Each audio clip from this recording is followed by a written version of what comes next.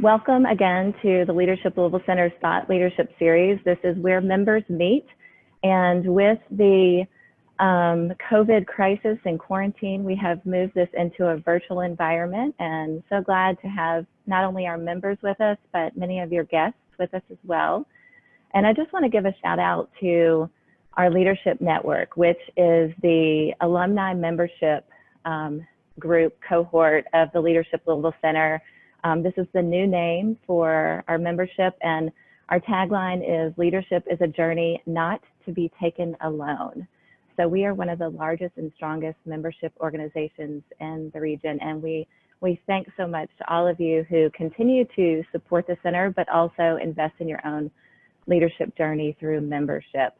And then a few highlights of things that we've got coming up at the Leadership Louisville Center. You also might have seen that we have launched something called the Leadership Green Room Micro-Learning. These are 1 hour-ish virtual events that are free to attend to help up your game and continue to increase your leadership acumen. And we've got some amazing sessions coming up on July 1st. Marion Vassar is going to do a session on implicit bias, which is very foundational skills and information that we all need to have. So please join us then. We have on July 8th, Sherry Riley will be with us to talk about inner peace and productivity. And then on July 14th, Cynthia Napek, our president, is going to present the business case for belonging. So you can just hit our website up and register for those free events, and feel free to invite your friends as well. Also, hopefully you are aware that Ignite Louisville applications are open. This is our program for young professionals, and we are just thrilled at the transformation that happens in this program. There's about a week left to apply. The deadline is next Friday, July 3rd. So if you know a young professional who might be a good fit for Ignite Louisville, please send them our way. And then finally, you might have received in the mail or seen our email because we just released the 2020 and 2021 Leadership Green Room catalog. And what's exciting is there are classroom and virtual learning opportunities in this catalog. So some of our courses will be hosted in our classroom at the Leadership Louisville Center, but we've also made virtual opportunities available as well, including on July 24th, Peggy Noe Stevens, who is a world-renowned business etiquette and professional branding professional, is going to lead a session called Build Your Personal Brand at Work. So if you know someone who might benefit from that curriculum, please join us. And then in August, the Ken Blanchard companies will be back to do a course on situational leadership too, which is one of the most widely used management training curriculum in the world. So amazing stuff coming to the Leadership Green Room. So that is the upcoming happenings with the Leadership Louisville Center. So we hope that you'll come hang out with us and tell some friends or colleagues about the opportunities that we have available. And speaking of friends in the community, I have a dear friend with us this morning in Jim Allen. He is the vice chair for Baird, and every time he joins us, we've got a laundry list of all the amazing things he's done in the community. Jim is a very special community trustee, and we're so grateful for his leadership in our community with Baird and formerly Hilliard Lyons, and excited to have him with us this morning to help introduce Dr. Marty Pollio. So Jim, I'm going to turn it to you.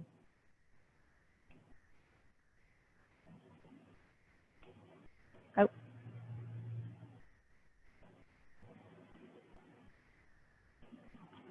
We're having mute issues. Give us just a moment.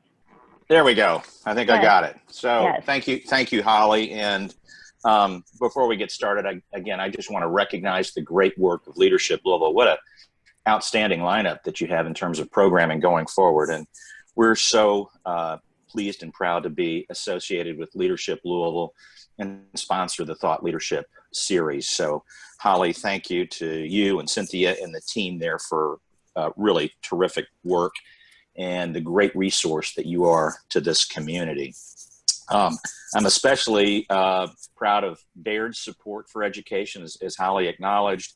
Hilliard Lyons has a history and legacy of being involved in particular with public schools, teacher recognition, and very, very supportive of the public education process and our community and what it means to our community. And so that legacy lives on with Baird, something that we started at Hilliard and are very proud of, that Baird supports wholeheartedly. So it's a great honor this morning to be able to introduce Dr. Marty Pollio, a gentleman I've known for many, many years, have seen in action as the principal at Jeffersontown High School, and then later on at Doss before assuming his responsibilities as superintendent.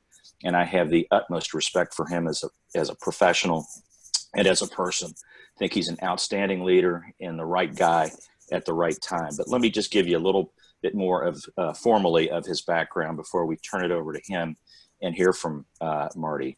Dr. Marty Pollio assumed the role of acting superintendent of Jefferson County Public Schools on July 2nd, 2017. He was named JCPS superintendent on February 11th, 2018. He began his career with JCPS in 1997 as a social studies teacher at Shawnee High School. He went on to serve as a teacher and assistant principal at Wagner High School before taking the helm as principal of Jeffersontown High School from 2007 to 2015. Dr. Pollio was the principal of Doss High School when he was selected as the acting superintendent. He is a longtime administrator and educator whose focus is on improving culture and climate across the district, increasing student achievement, and implementing deeper learning strategies to make lessons come alive for students and teachers. We look forward to learning more and getting an update from Marty this morning.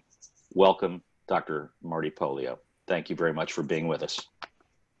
Great. Thank you, Jim. And thank you, Holly and Leadership Louisville, for having me. I'm excited to be able to talk to you about the work we're doing in JCPS, which I think is some of the most innovative work in the country. So I'm proud to be here to represent everyone in JCPS. I've said a lot that one of the best skills that I have is my ability to surround myself with great people. And so I've done that, and I have great people around me who are doing incredible work. And then also I have to highlight the work of our Board of Education. So having 7 board members who truly care for kids and are working hard to make JCPS a better has really made us a team of 8 over the past few years that has made this special. So I appreciate you having me on. So I'm going to, I think about 30 minutes is what I've been told. I'm going to really divide this up into 2 areas that I think are the most pressing. A little bit about JCPS, where we've been over the past 18 to 24 months, and then where we're going, which I think is critical.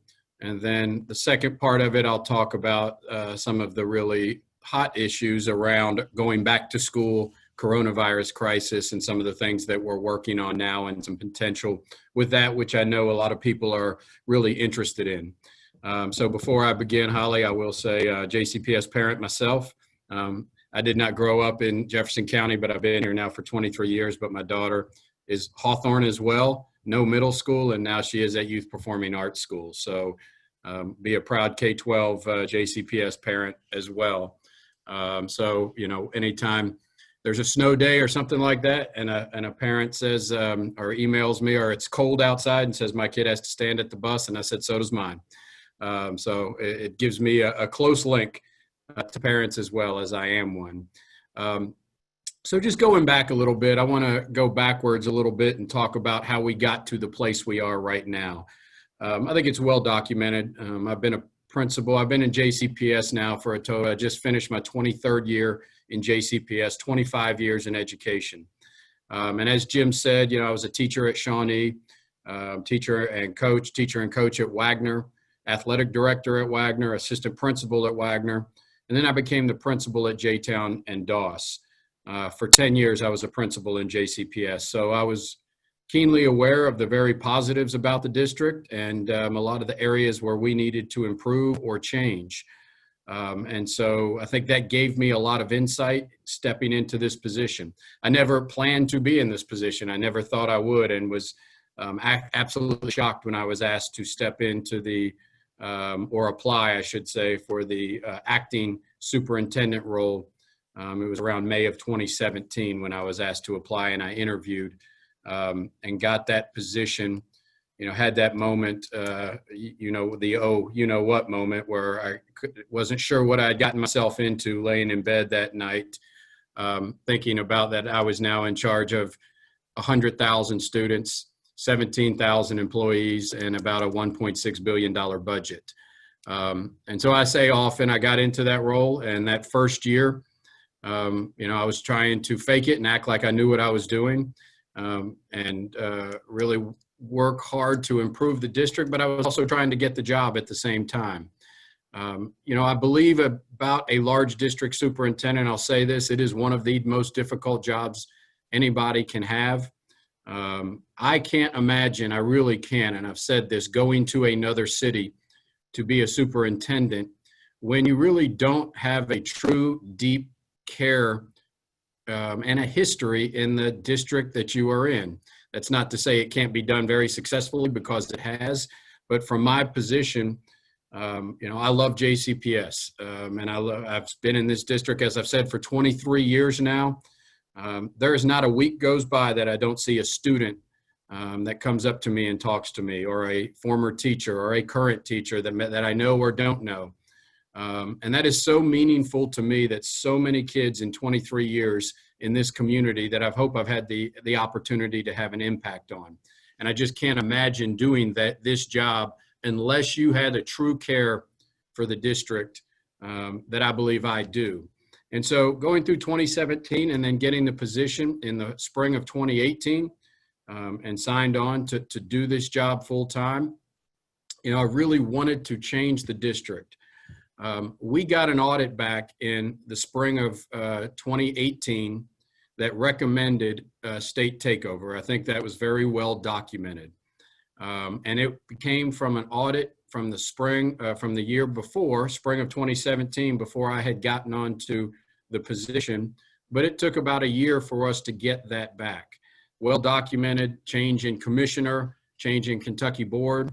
Our board chair, Diane Porter, and I had originally believed that we were only going to be in assistants, but then we got, with the change, got notified that it would be state takeover. We went through a long summer of negotiating with the Kentucky Department of Education and the commissioner and the Kentucky Board of Education, and eventually came to an agreement in the fall of 2018 where we would develop a corrective action plan, and they would give us about 2 years to make the corrections to 276 deficiencies that were identified by the Kentucky Department of Education in that audit. And I want to repeat that, 276 deficiencies. And these are deficiencies that can extend across 155 schools. So these are not easy fixes. It is building systems. It is ensuring that you have oversight, that you have training and support, and you are making sure that those are happening each and every day at every school. So 10 major items, 276 deficiencies. Most, and I probably should have done this, most school districts would say we're just going to focus on those 276 deficiencies, and that's all the work that we are going to do in the next 2 years in order to make sure that we do not have state takeover. But we couldn't do that. We were not in a position to do that in JCPS. Too many changes needed to take place.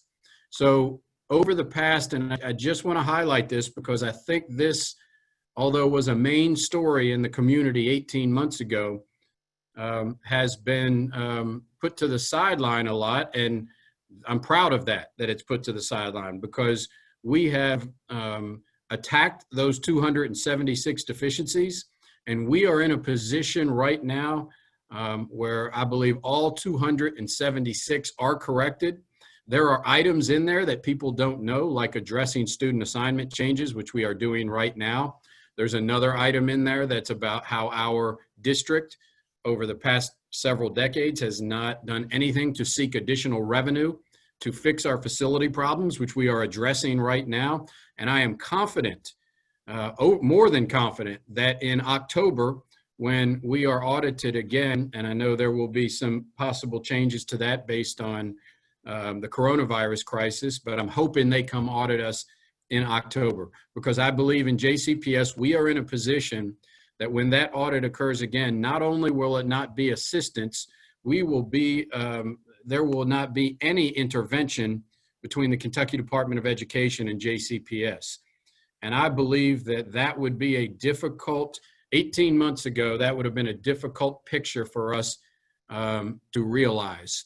So very proud of the work we do. While we have been dealing with all other changes, crises that we have been dealing with, from pandemics to teacher sick-outs to many other things that we've been dealing with over the course of the past 24 months, my team and this board has been very focused on making sure that JCPS is in the right spot.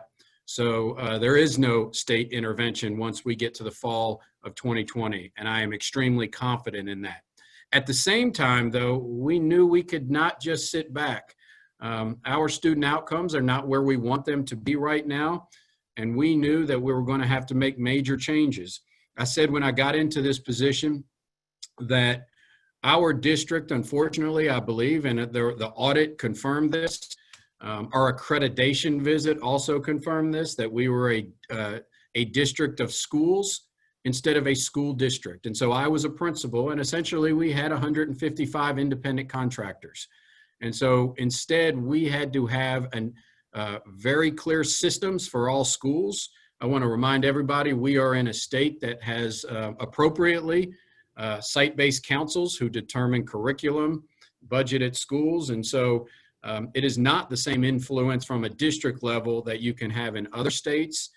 However, we had to influence that appropriately so that we were developing systems in schools. So when you walk in one school, you see the same instructional systems that you see in others, the same importance of our pillars, which are pillars in JCPS we want to see in every school, are our backpack of success skills, preparing students for the world, racial equity.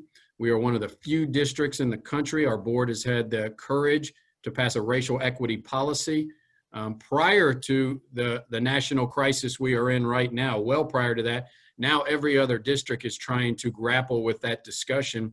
We have been doing this work for the past 2 years, and now we just know that we have to push harder as a result of the crisis that is occurring in our country around race relations and equity.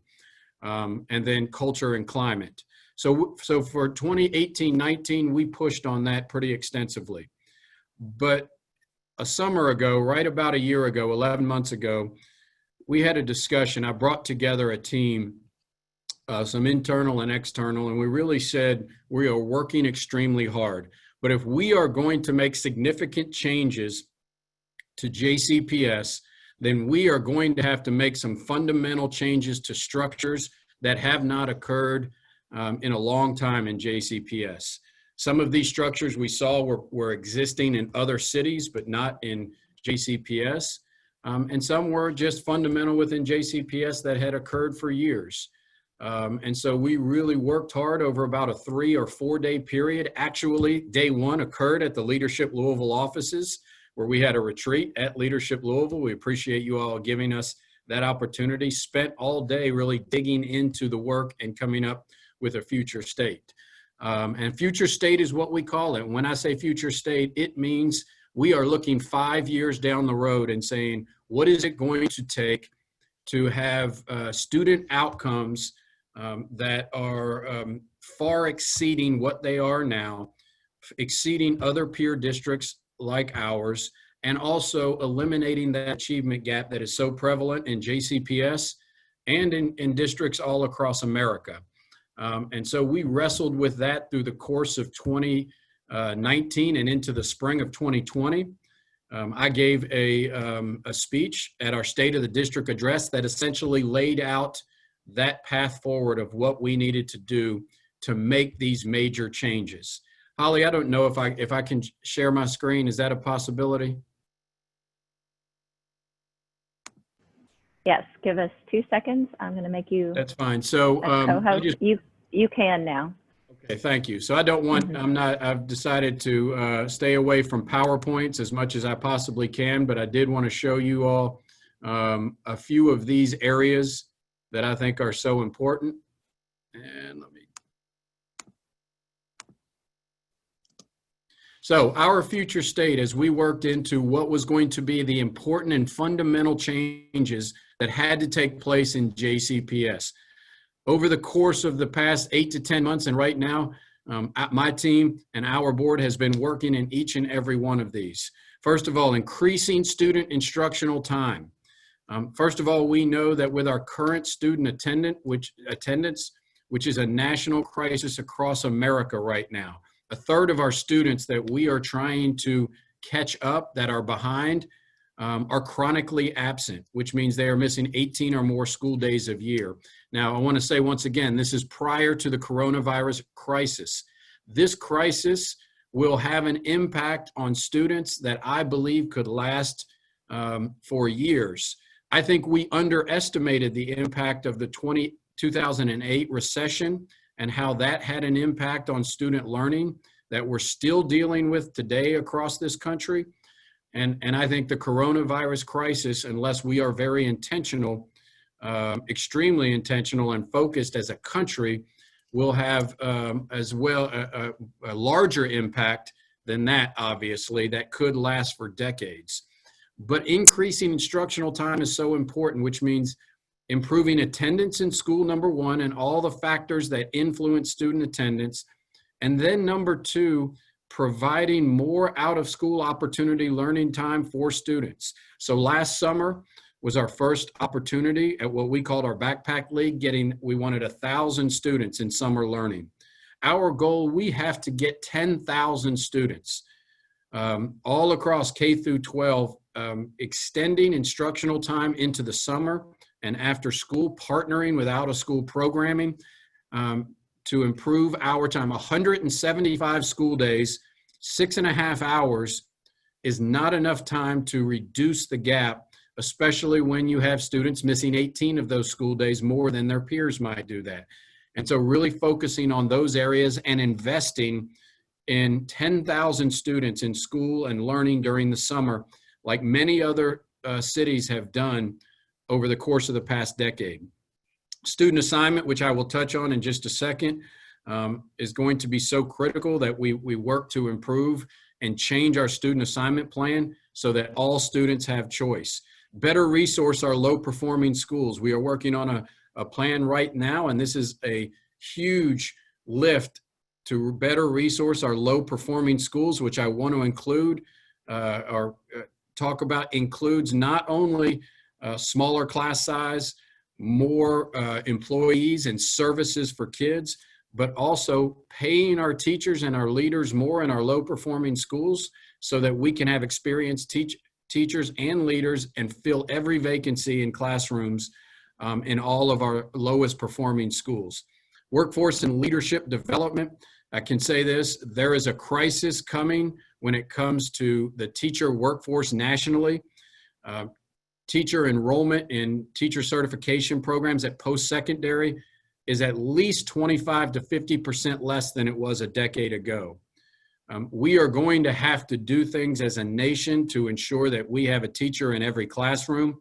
And for us, it's building within, making sure that we have a teacher in every classroom, running our own certification programs like a teacher residency, but also focusing on making sure that our teacher demographics clearly reflect our student population.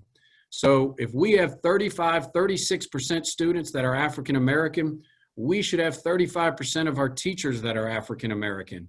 And unfortunately, right now, we have about 14% of our teachers that are teachers of color, and we have to change that. And our teacher residency program is doing that, and with a partnership with our foundation, a leadership development program. I'll talk also a little more about our facilities. I've talked often about our facilities, and then our increased support for instructional systems in every school, and that's really internal. But all of these are fundamental changes that we have to focus on in our district. So I'm going to highlight two briefly because I know I want to get to the NTI, what we're going to do in school, but I do want to highlight these. First of all, choice in student assignment. Brief history lesson that I don't think there's a lot of narrative out around our student assignment that is incorrect. There's also a lot of narrative around JCPS that is out there that is also incorrect. For example, I heard that the narrative in some circles that are anti-increased revenue for JCPS is that I put forward the additional tax or revenue real estate so that I could be paid more like a college basketball coach, which is clearly incorrect. I'm happy to make what I make, but do not want any more. Everything that we are looking for increased revenue is to fit into one of these boxes that you see in front of you right now. So quick history lesson. In 1976, there was court-ordered desegregation in this county. There were two school systems at the time, the Louisville City school system and the Jefferson County system. And so the two merged at the time and created a desegregation plan where students would essentially, by the first letter of their last name, many of you may remember this, would be bussed out of their community to achieve diversity in schools. So at that time, from 76 to 84, there was about equal busing between white students and African-American students going east to west, west to east, south to west, west to south. And so anyone that was in the school system from 76 to 84 usually has stories about where they went to school. There were some major flaws in that, especially in the fact that sometimes kids couldn't stay in the same school for 3 years in middle school or 4 years in high school.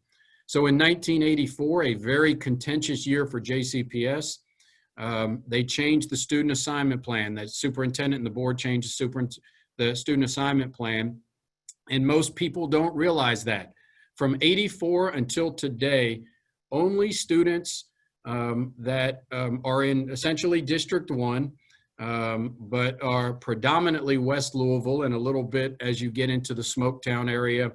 But essentially, the only students, predominantly African-American, are the students that have to leave their community and it's not their choice. Now, those students do have the opportunity to apply for magnets, like Central High School, like DuPont Manual, like our traditional schools. But if they are not accepted, our 9,000 students that make up that area, predominantly West Louisville, are the only students who leave their community and it's not their choice. Every other middle and high school student in this entire county has the option to go to a middle school or high school close to their home. That is a narrative that is usually not heard around this city. And so I believe if we are going to focus on equity, if we are going to say that all of our families should have choice, that our students in that particular area, specifically West Louisville, should have the opportunity to go close to their home. Secondly, the student assignment plans were not designed in conjunction with each other. And so, as I said, if you saw a video I had last week, if you walk one block from Shawnee High School to 41st and Larkwood, one block away from the school, the students in that corner or that block, they must attend school at Camerer Middle School, far east end.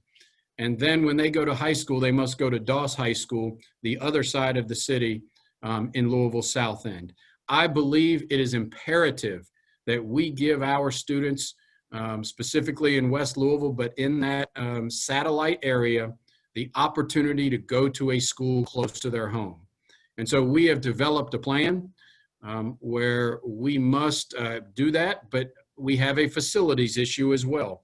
And so, once again, and I've said this often, I don't believe that in this district we have invested in West Louisville to the extent that we need to do in order to support equity issues. For instance, there has not been a school built in West Louisville in 20 years. There has not been a middle or high school built in West Louisville since 1952. Central High School, the new Central High School, and I want to put the word new in quotes, was built in 1952. And that was when Muhammad Ali was in elementary school, the last middle or high school that was built. And so when I hear people say, give students the opportunity in West Louisville to go close to their home, right now we do not have the infrastructure to do that. We have 2 high schools and we have 1 middle school. Central High School is a magnet and will remain a magnet. Western School for the Arts is a magnet and will remain a magnet. Also on top of that, we had the one high school that had a reside, Shawnee High School, has had a condemned 3rd floor since 1981 that I am proud that we are fixing. So JCPS, my team, the board is investing in West Louisville. Right now, if you drove down to Shawnee, there are probably 200 construction workers that are renovating the school and fixing the 3rd floor that has been that way since 1981. On top of that, tonight we are having a hearing at Central High School, a community hearing where we are purchasing land behind the new Y on 18th and Broadway. We are going to build a brand new elementary school that's connected to the Y at 18th and Broadway, and it's going to be one of the most innovative schools that is going to provide kids access to the Y and the services at that facility, in a great facility. So excited about that. But that is just the tip of the iceberg, folks. We need to invest in West Louisville, and now is the most appropriate time that we could ever do that. Providing choice to our students in West Louisville, but also building an infrastructure with brand new facilities that are innovative and the best in our city. I think we can do that. And then the second part of that is these other parts of this future state, which is providing the supports the kids need in the school so they can be successful. The wraparound services, the instructional supports, the career and tech ed, the teachers and leaders in the schools to make that successful, while still giving our kids the opportunity to go to a school outside of their community if they choose to do that. I believe this is the right path forward. Finally, I'm just going to say something generally about facilities. From 1955 to 1975, this community invested in 48 new schools, 55 to 75, a 20-year period. From 2000 to 2020, we've built 4 schools. Those schools from 1955 to 1975 were not built like the structures that are Manual and Shawnee. In those times during the construction period, they were built for a 50-year lifespan. Put the math on that. Those 49 schools we have 35 of them at our end of life. 15 more will be coming in the next 5 to 10 years. The building I'm sitting in was beyond end of life in 2002. As a community, we are going to have to make a decision. We are willing to invest in our facilities and in our children. If we do not, we will be closing down facilities quite possibly in the middle of the year and in the next 10 years and sending students to other buildings because we have to condemn a building. It happened at a football stadium this year, Ballard High School. It's much easier to say you can't play home football games than it is to tell a 4th grader you can no longer go to your elementary school in the middle of a year. This is a pending crisis in this community, and it is time to address it now. That is why I have been making the case for additional revenue for our district for the past 12 months. Unfortunately, we hit the coronavirus crisis and the economic downturn, and it was one of the most difficult decisions that I had to make and our board had to make together. And I want to say this was a superintendent and board collaboration that we said, now is the time to do this. Because if we don't do it now, we can't approach this for another 2 years, meaning we will not fix our facilities for at least 5 to 6 years. It may be too late if we don't do that now. And I will finish up with, I'm just going to, this slide right here, I just want to make sure this is clear. When people talk about the real estate assessment in JCPS and how much that we put on property taxes, I just want to see, I want to make sure everyone sees our real estate assessment in comparison to other counties around us. And right now, I would specifically like to compare us to Fayette County. Fayette County has passed a nickel tax. A nickel tax is to improve facilities. They did that in 2018. Let me get back to that.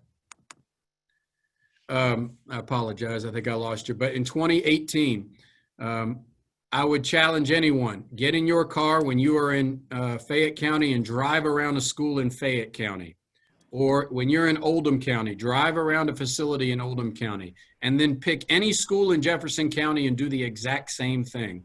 You will find that our facilities, and I hate to use this, are an embarrassment to this community. And our board and my team and myself said, we cannot go on like this anymore. We must make major change. And I have to commend our board, because that is a tough decision with a lot of critics, obviously, to that. But I've also been very pleased with the support that we are getting publicly, because I believe now is the time to invest in kids more than ever. And so we have taken this step to say that we would like to add additional 7 cents to this real estate assessment, which would still put us behind Fayette County, but would give us, and I want to be clear on this, the bonding capacity to make a difference in our facilities. And that's what it takes to get there. I believe if we do this 5 to 10 years down the road, we will look back and know that we have made a major change and investment in our community. So it's not just facilities, but this is a huge part of it. And I believe facilities are symbolic to kids and families, how much we care about them.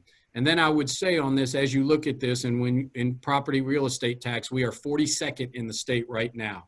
With the need of our children, just 6,000 homeless students alone is enough to say we should be investing in our kids at the rate of Anchorage Independent, Fayette County, Oldham County.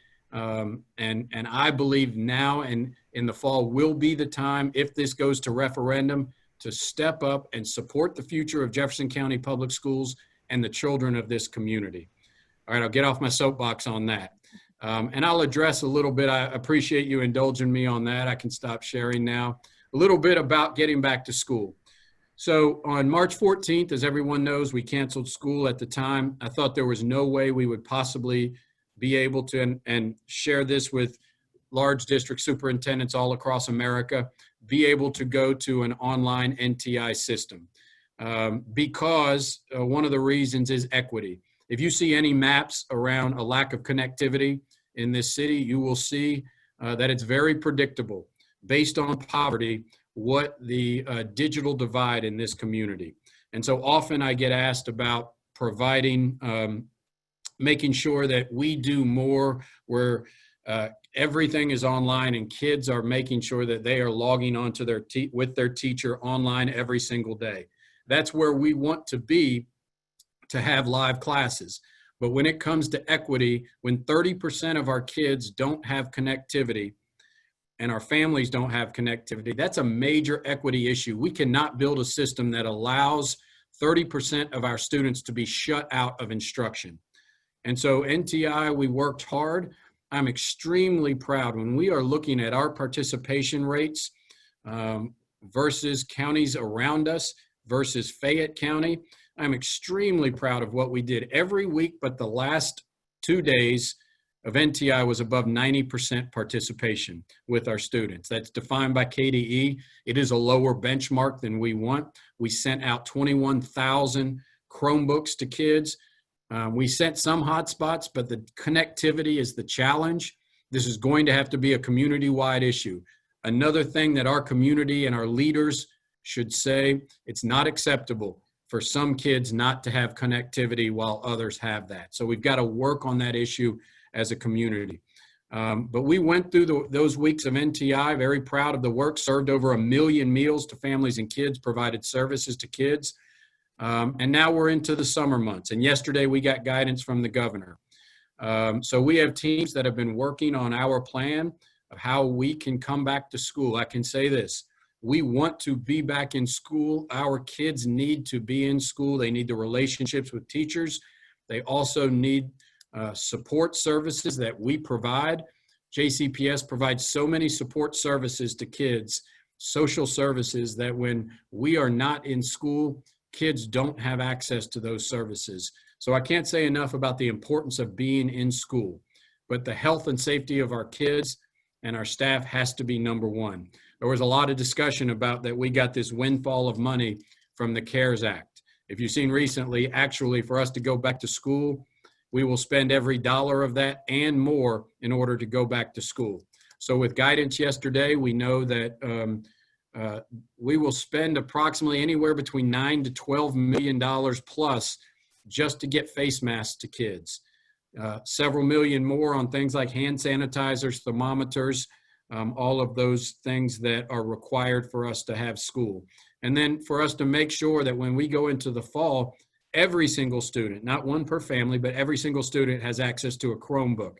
The big challenge and hurdle will continue once again to be that connectivity that we are working on, short-term answer and a long-term answer. So our team is working on how we can meet the requirements that the governor laid out yesterday so that we can have kids back in school. We will continue to monitor what happens over the coming months. We are also working, we don't want to lose students. We know we are getting a lot of families who are concerned about sending their kids back to school. So we are working on a virtual school option as well, where families will be able to choose a virtual school option. They would remain at their school, but they would be done virtually. We want to ensure that that's not an equity issue as well. So ensuring that every student has access to that, but providing that opportunity, and that would be synchronous, meaning kids are going to have to be on their laptop during the school day, during the school time, in order to be considered present at school. So we haven't nailed down all of those, but we are really working on 3 areas. Number 1, providing a safe environment for kids to come back to school where they can social distance. Number 2, providing a virtual school option for families that feel that that is where they want to have their children. And then number 3, improving NTI so that when and if we go back into NTI at some point during the 2020-2021 school year, we will have a much better platform and support for kids so that we can do this work. In the end, it's going to be a school year like any other. And I'm going to say this, there is no great answer. Everyone out there wants this perfect answer that is going to be without hiccups and problems. There is none out there. It is going to be a challenge in great ways in districts all across this community. I can tell you I work with rural superintendents. We have a support group. Some of those superintendents are getting from parents that 40 to 50% of their families will say they refuse to send their child back to school if they have to wear a mask. Because clearly this has become a political hot potato as well. And so, we are all struggling with this across the nation, but I think as a community, we have to say, we've got to make the best choice for our kids, understanding there will be no perfect answer. There will be problems, but we're going to do what's best for the health and safety of our kids while supporting their learning as the absolute best we can. I'm confident that JCPS will build a great plan. We'll come through this. We'll come out the other side, and then we are really going to have to be intentional on identifying where each student is in their learning and providing the interventions over a multiple year process so that we catch kids up from 5-6 months away from school. So I appreciate the time you've given me. I know that's a lot of information. I will stop and turn it back to Holly so I can answer questions. Yes. Thank you, Marty, Dr. Pollio. I know you as Marty, so I'm trying to be a little bit more official.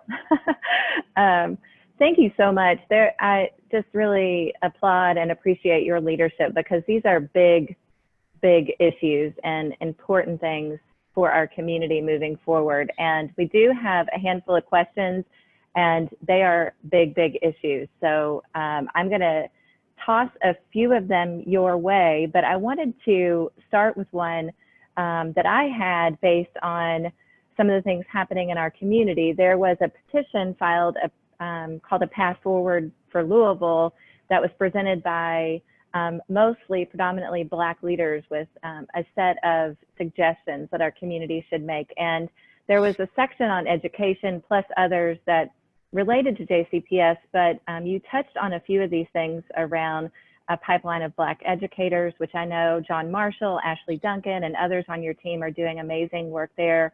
You talked about tech equity. Talk a little bit about the areas of teacher training, especially around implicit bias. And then they also mentioned decolonized curricula. Can you talk a little bit about some of the things that JCPS is doing in that area? Yeah, sure. I'd happy to. And we are working on a response to that.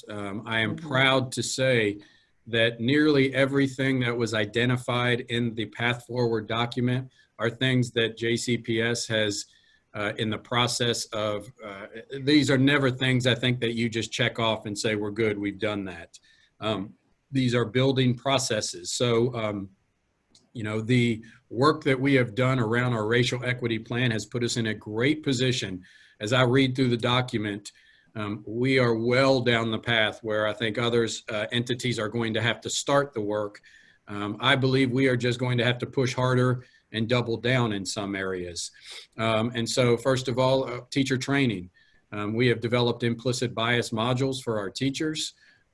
So that as we come back, all of our employees will be working on implicit bias modules. And so that is ongoing training. That is never a checkbox. But I believe we are in a position to provide training to teachers and staff that we have never done before. And our board has invested in that and made it clear to me that that is imperative that we do that. And then the curriculum. You know, that is a really challenging area when we look at state law, which means curriculum is controlled by the state and the site-based council. But that doesn't mean that we can't develop ways to support schools better. So for instance, you know, in the fall, we will now have an African-American history class in every single high school in this district. But we are also putting committees together to expand that curriculum in collaboration with the University of Louisville so that all K through 12 expand the curriculum and teacher knowledge. I was a social studies teacher. When I came out of college, I was not trained to teach that way with an expanded curriculum that was more holistic and provided history through the lens of African-American students as well. And so I want my daughter to have that same curriculum. And so expanding in English, the opportunity for students to read text that reflects them and their culture, and all of our students to do that. So we are working hard right now. We're well down the road, and I believe that we will meet everything in that document with one exception. We will need collaboration, which is connectivity for all JCPS families. And we'll make that clear that that is a community-wide issue that JCPS cannot solve alone. Yeah. Okay, so we have another question. Governor Beshear spoke on the expanded care plan yesterday with mental health opportunities available. What does expanded mental health resources mean for JCPS, and what services are you going to provide in the next school year to account for some of the challenges that students are facing? So first of all, I want to say, you know, our Board of Education and myself, about 1.5 years ago said that we have way too many kids coming to us with trauma, having suicide, mental health issues, and the data is clear. About 1 in 4 American children right now, ages 10 to 17, have mental health, unaddressed mental health issues. And that is heartbreaking when we think about it. If we think 1 out of 4, if that data is correct, that's 25,000 kids in JCPS. So our board put a $6 to $7 million investment, putting access to a mental health professional in every single school in JCPS. So first of all, I would put us ahead of any district anywhere in the amount of mental health professionals and counselors we have in schools. Unfortunately, what we've realized is just the tip of the iceberg. When these mental health professionals are working with caseloads, if you're talking 1 in 4 kids, I mean, 1,000 kid high school could have 250 students who need support. And so we are looking at ways to, how can we increase that? How can we improve that? How can we bring more on board? How can we partner with our agencies to collaborate better? And so, Holly, I will say this, a belief of mine, our new school at the Y in West Louisville, it will be connected to a facility that has a Norton Healthcare and a mental health facility We can have MOAs with these organizations where kids and the faculty at that school could walk kids right over with parent agreement and provide ongoing services and supports on a regular basis. And I think that's where we have to go, is looking at ways to have community partnerships where we bring more into the school itself for the children and their families. So, continued work to do that, I think, is imperative. Yeah. So you talked about the different, the tax revenue generation. There's a question here from Stephanie Bateman. How do you counter the misinformation of the anti-tax folks that JCPS is asking for a 9.5% tax increase, as well as the argument that JCPS doesn't deserve more revenue when student achievement is not improving? Well, first of all, I'll say this. You're on the right side of an issue when people start making up misinformation and spreading mistruths and, to be honest, downright lies. So that information can be seen, is very public. And so for someone to just put out misinformation and downright lies, that's when you're on the right side of an issue, that I'm very proud to be on the right side of that issue. Secondly, I'll say this, Holly, I agree. Our student achievement, although we have some of the best schools in the state, I think we have 5 of the top 10 schools in the state, but we know that our achievement gap and our achievement is not where we want it to be now. But that future state that I laid out is the answer to improving achievement. And so we must be willing to invest in that if we expect student achievement to rise. And so I agree, it's very difficult to counter misinformation, especially when there are very strong and wealthy organizations that are supporting that misinformation. I am confident, though, this is a marathon and not a sprint, just to let everybody know.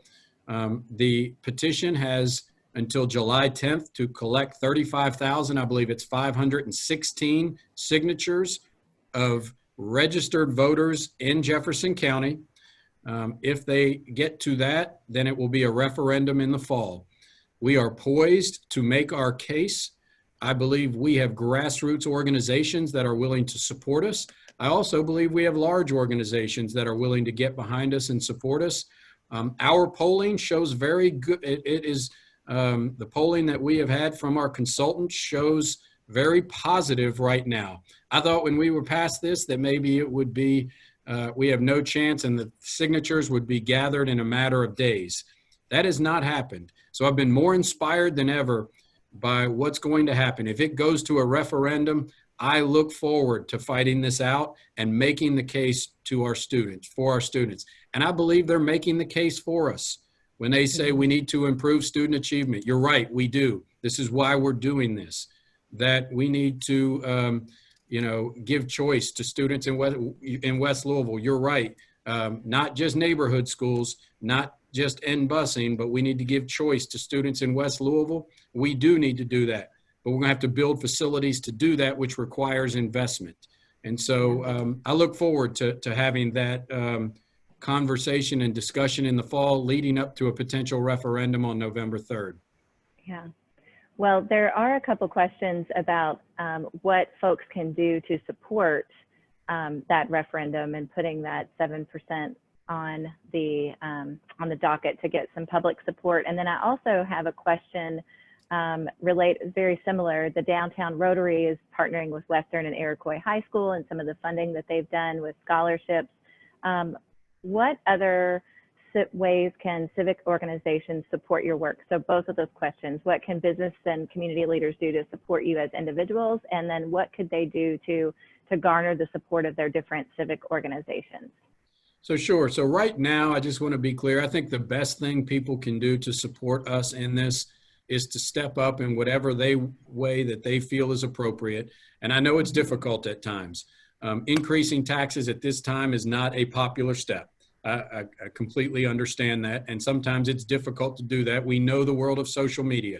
We know when someone steps up and says something what the response is going to be. The best thing that I ever did in my career is to stop looking at social media all the time and instead just focus on what's the right thing to do and move forward. And so, you know, right now during this time, the best thing we can have people do is step up and say JCPS is on the right path. This is the right thing for our children of this community, and really to attack misinformation. So when they say 9.5 cents, nope, the exact answer is 7 cents. Only on real estate. It is not on all taxes. So make sure to get the facts right. The second thing I often hear is, why does it take $16,500, $17,000 per student when a private school might take $12,000 or $14,000 a student? Most of our schools, the actual dollar figure to educate our children is $10,000 to $11,000 a year. But what most people don't understand is we have multiple schools that service special education students in a very extensive way. These can even be residential facilities.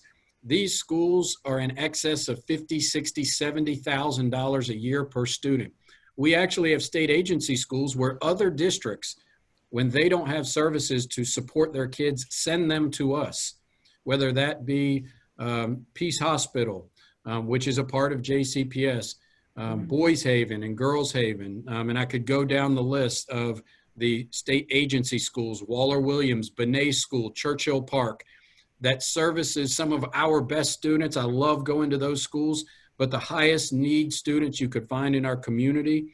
And the cost to educate those students is extremely high, and it should be. And if you walked into one of those schools, you would walk out with tears in your eyes. Go to Churchill Park when you can someday and visit Churchill Park and see the pool, the therapy pool that we're putting our kids in so that they get the services they need. And then walk out of there and tell me that's not money well spent. And those are expenses private schools do not incur. And so just to use those type of facts are unfair. But once again, if people start having misinformation and lies, I know I'm on the right side of an issue. But step up and support us. And in the fall, we're going to have ways more formal, if it goes to a referendum, that organizations can get behind us and support us in this work. Finally, I would say organizations supporting us and helping JCPS. And so we have volunteer options. We had a way, this could be individual too. We were prepared in the spring to have backpack coaches. So we've talked a lot about our backpack, where individuals and companies could come in and mentor kids, almost like the old Everyone Reads program, if you remember. Yeah. But unfortunately, we had the crisis occur, and we couldn't do that. We are looking, when we get back to normal world, to having 10,000 volunteers going into our elementary and middle schools, mentoring kids on a regular basis. Secondly, businesses and organizations can get behind the Academies of Louisville, which is a high school model. If you don't know, for career and tech ed and pathways, wall-to-wall academy model in 14 schools, which has become the most innovative in the country for preparing kids. And our transition readiness numbers, which is that readiness for college and career, is poised to be better than any urban district in America because of the Academies of Louisville model. And there are ways to interact as a business and an organization to really be involved in instruction and support for kids in the Academies of Louisville. Yeah. Well, like I said, there's a lot to talk about, and we are out of time. So I want to respect everyone's calendar and close today. But Marty, I do want to thank you so much for your leadership. So the takeaways for how people can get involved, spread the facts, find a way to plug in as a volunteer or get your organization involved. And I'm sure there are folks at JCPS that you can talk to get more engaged. So thank you again. Thanks for everyone who joined us this morning. We're so grateful to have you as our members and connected with the Leadership Louisville Center. And so we're going to sign off this morning, and thank you again, Marty, and we'll talk again soon. I do want to mention our next Thought Leadership Series event. It is going to be on July 22nd, and we are going to be featuring Sadiqa Reynolds, the president and CEO of the Louisville Urban League, and she's going to be focused on how we can support the work of our Black colleagues and friends in the community. So look for the invitation to that event coming soon, and we will sign off. Thanks again. Thanks, Holly. I'm glad I don't have to follow Sadiqa. I get to go forward, so. Yeah. All right. Thanks, everyone. Thanks, Marty.